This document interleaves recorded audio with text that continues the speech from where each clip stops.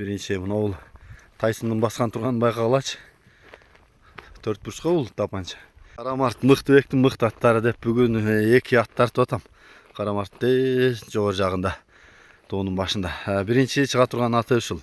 Азыр маалыматын беребиз. Мындан кийин чабып жүргөн аты бар. Азыр ошону дагы тартып көрсөтөбүз. Улактарын дагы көрүп жүрдүм эле кошуп коем.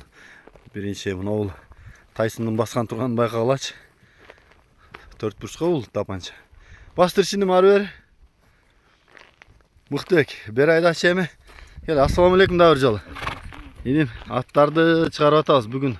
Ушуну биринчи маалыматын баштайт ушуз, Атака жаңасы. 4 жаш жаңасы. Өзү алдым эле. Жаз көчөдөн. Шуну качып айында макча керек болуп кайра. Чатыра келди. Жакшы. Кандай экен өнөр тарбия теги дегендей? Жакшы экен. 1 ай болуп калды алган. Ошондон бери эле минип атам. Быйыл кичине 4 жаш болсо эми аралашат экен улак, Бул кичине чабып көрчү элем мен. Ошол чабып ойнойн алдым эле. Жакшы. Грейдер экен да фигура.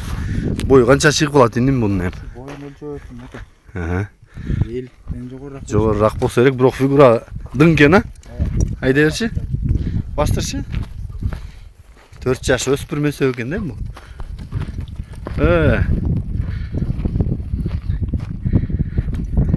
Сиде оңго солго кайрып көрсөтө бер атты.